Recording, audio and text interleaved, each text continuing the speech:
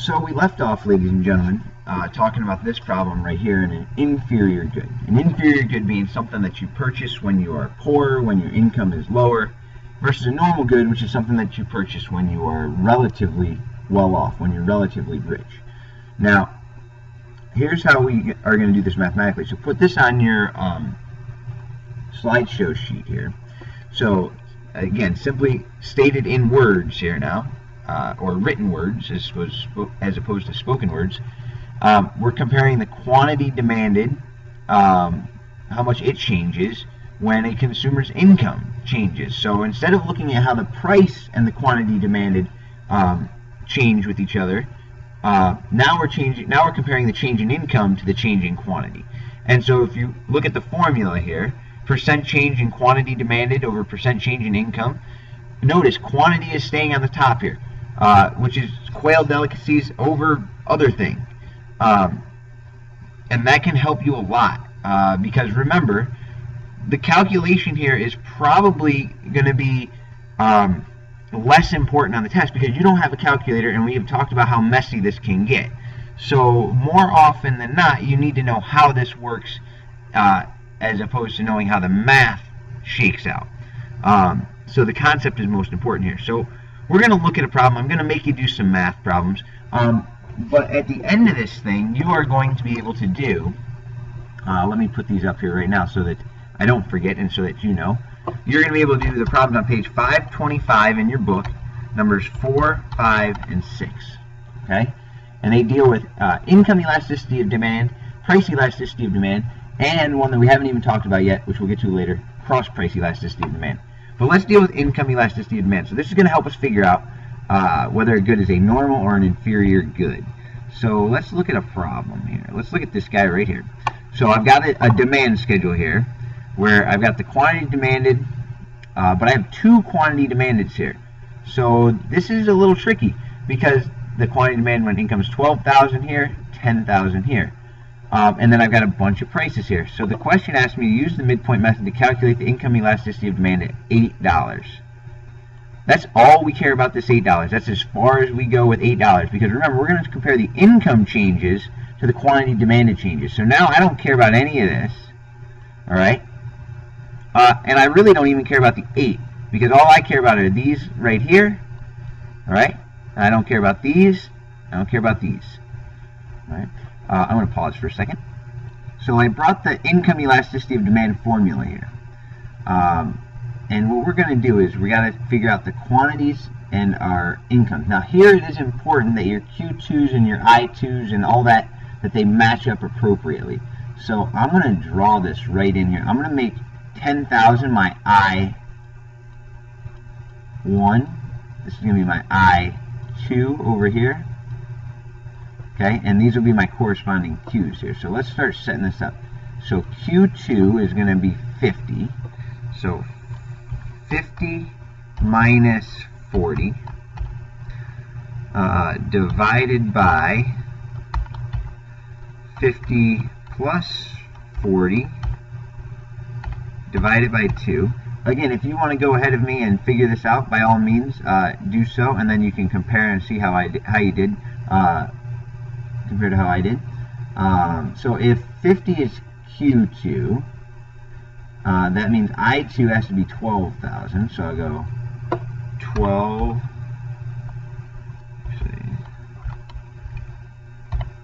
And you guys can probably actually go faster than me if you're setting this up on pencil and paper.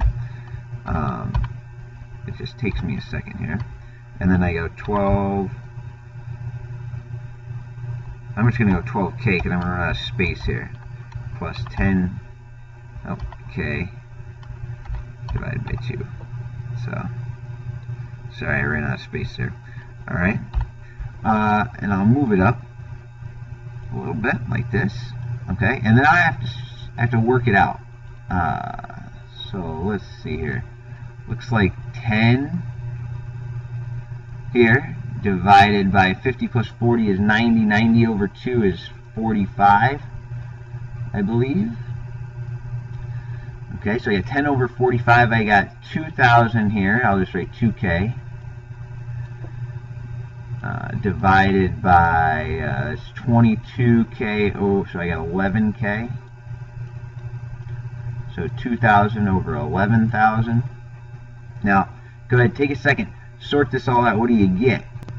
So I paused it and just did the math here to spare you the pain of watching me write it with my mouse here. So I did 10 divided by 45, got 0.2 repeating, 2,000 over 11,000, 0.18 repeating. Works out to about 1.1 with a repeating 1 here. So the question is, what the heck does this 1.1 mean? Well, the truth is, we really don't care about the 1.1 at all. I want you to notice here, what did we say before? An inferior good is something that you buy when you get poor. Okay, so let's see. So your income went from 10,000 to 12,000. So you got richer, right? So let's just think about it for a second. If you got richer, and this were an inferior good, what would you expect to happen to the number of CDs that you purchased? You'd expect it to decrease. You'd expect it to go down. So we see the quantity demanded, in fact, went up here as the income went up. So that should be a big tip-off to us. If this number had gone down, think about if instead of going from 40 to 50, it went from 50 to 40. How would it have changed our answer? And hopefully the most glaring thing that you would notice is, well, we would have to switch around the way that we did our Q2s and our Q1s, where the 40 would have to subtract from 50, or we would subtract 50 from 40, I guess is a better way to say that, and we would get a negative number here. So the big difference is, when you're dealing with a normal good, which is what we have here, this is a normal good, these CDs, the rule is, I'll go back here, so the rule here is very simple. If you have a normal good equals positive relationship, if it's an inferior good equals negative. And again, if you just understand kind of the relationship between the two, the price or the income and the quantity, as it pertains to an inferior good, you can kind of think this out in your head and be like, oh, yeah, that makes sense, that when the income goes up and the quantity demanded goes up as well, that's a normal good. So that means that both of these are going to be positive. So positive divided by a positive gets you a positive. So if your income elasticity demand is positive, you have a normal good. But on the flip side, if your income goes up and you buy fewer, the quantity demand goes down. So that's a negative number on top. A negative divided by a positive is a negative. And that is an inferior good. So hopefully, again, less worried about the math, although I will make you do the math, and the math is important in some ways. The concept is of greater importance to you. Now, let me show you a problem here, and then you take a look at it and see if you can figure it out, and then I'll talk to you about how it works out. This is on your slideshow packet. So try to eliminate as many as you can. All right. And do the best you can. Try it out for a second right now. So I just added back in your homework here, or the practice problem that you should be able to do. So 525, number 5, is the one that you should definitely be able to do now. 4 and 6 are going to require some other videos here, but 5 you can definitely do right now. It's very similar to the problem that we just did. Okay, so we're looking for an inferior product here. So remember what we just said here. So I'll go back to our rule. If the income elasticity of demand is positive, it's a normal good. If it's negative, it's an inferior good. So let's go look at the question. So we're looking for inferior goods here. So we need negative income elasticities of demand. Well, we have the percentage change in income and the percentage change in quantity here. So if I remember, it's change QD over change income. Okay? So if to get a negative number here, I have to have positive or negative on top with the opposite on the bottom. So let's see, I have a positive here and a positive here. So if I do 5 positive over 5 positive, I get 1, which is a positive number, so that's out. That's not good. If I get negative 5 divided by a positive 5, well, that's a negative. Okay, so B's got to be in. So now let's just go through based on knowing that. I can eliminate A. Okay, so see the A's, can't have those, but I got to have a B.